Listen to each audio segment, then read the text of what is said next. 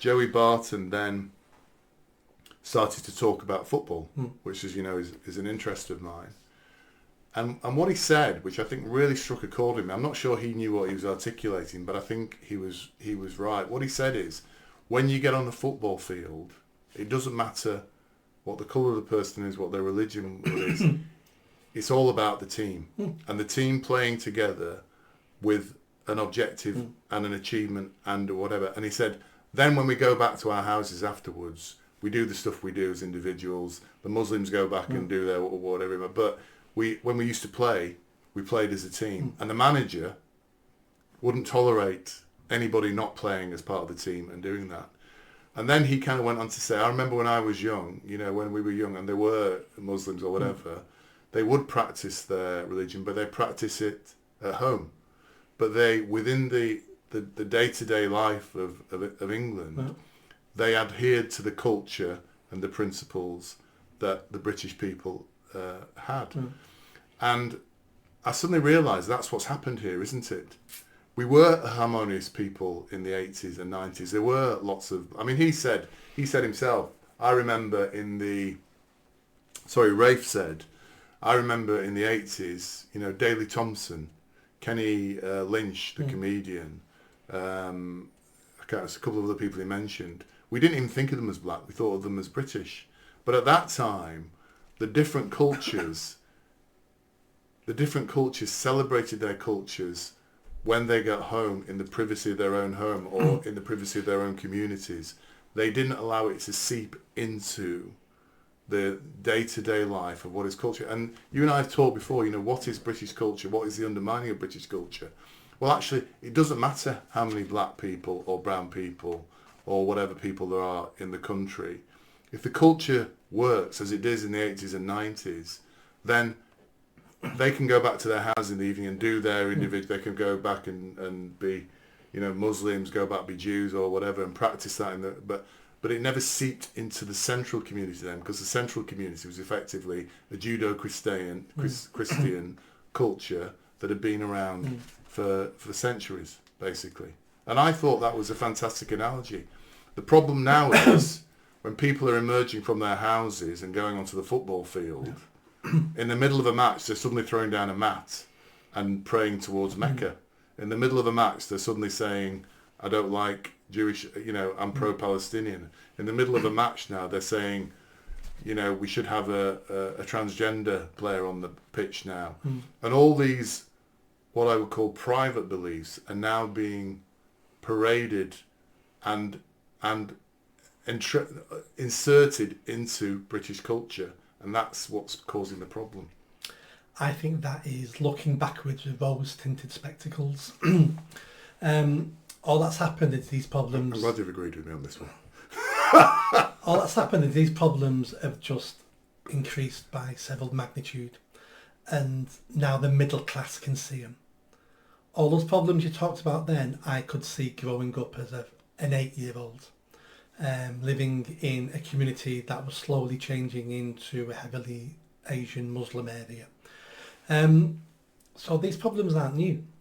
I remember being at school, and for the first few years we're all together in assemblies, but then suddenly half of them were my friends, the Asian lads were given permission not to attend assembly anymore in case the head mentioned God or Jesus. So they would all then not go to assembly. I remember being in working for the council, and we had a room there that was specifically for Muslim prayers. I was on Llandudno Pier, 2 days ago. And right on the pier, on a sunny day, this Muslim woman takes out a rug, starts praying on Llandudno Pier. And it was like, what are you doing? So all these things have happened over time. You talk about sport.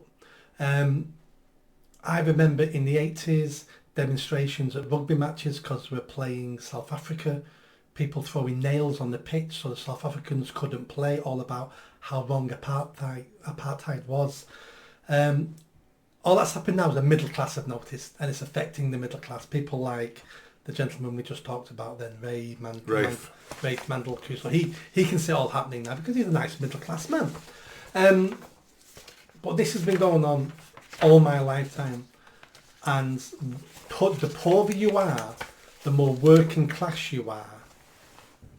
I've been saying this the longest, because since we've had mass immigration, since the Windrush generation onwards, the people who have complained about it the most have been the poorest people in society, because it was always them who were the first people to take the hit, the financial hit, the changing of their communities. But this is the erosion. You agree this is the erosion of British culture, though?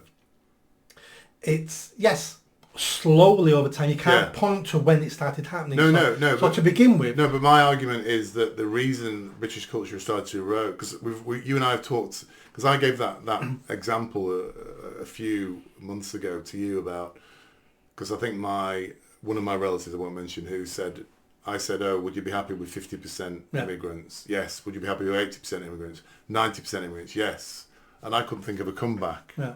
Because what's the problem with 90% immigrants? But I think the problem with 90% immigration is British culture's gone. The culture we talked about. It's then no longer England. Yeah. But it's not just that. There's competing cultures. Yeah. That's what I'm talking about. So there was a form of British culture, crude as it may have been, to do with judo, to do with Christianity, to do with fish and chips, to do with whatever it was. There was a form of British culture. Now there are multiple cultures, all competing. And that's what's causing the erosion of British culture, because that multiple competition of cultures is what erodes the national progressive spirit. And I don't mean progressive in terms of progressive spirit, in the same way a team.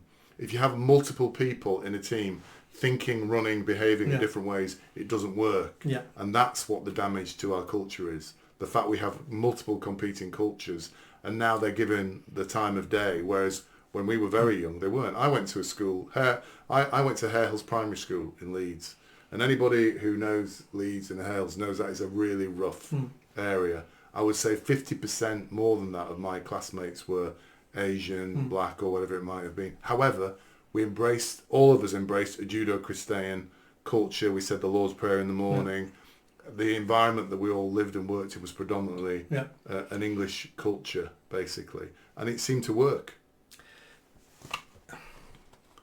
And the reason I wouldn't say it worked. I just said it would. It seemed like it worked. It kept the peace, and it kept the peace because immigration was so low at that time. Yes. The two are linked. I understand. But as you get more and more immigration, and as a trait of our culture is to be, some people won't believe this, but our trait is to be welcoming, to be fair, a sense of fair play. The mistake we made was saying to people, we've had this conversation before, your culture is just as good as our culture. So keep your culture, keep all your traditions, and live your life as if you're in Pakistan, as if you're in Mumbai, as if you're in Lagos. Yeah. And these new immigrants went, okay, thank you. So they take all the best parts of our culture and keep lots of part of their culture, which by definition is a failing culture to a certain extent and a lesser culture to our culture, to a Western culture. Otherwise they wouldn't be here. And so we've made this bed ourselves, and once we've got identity politics in the mix, then this is just ramped up over the last 20, 30 years, but I would say definitely the last 10 years.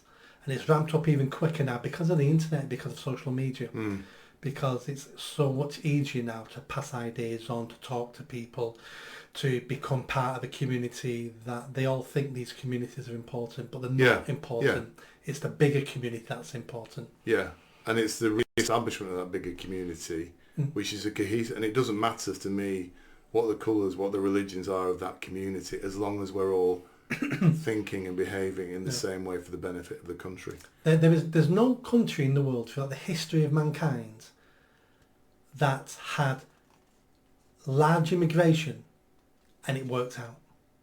Really? Just isn't. It always leads to war, always leads to slaughter, because once we get hard times, we become tribalistic animals again, and we fight for our tribe. And in our country now, half the people we meet, we wouldn't include them in our tribe anymore now. Yeah. So, you're Muslim, you're Indian, you're gay, you're this, you're that. You're not the same as me now.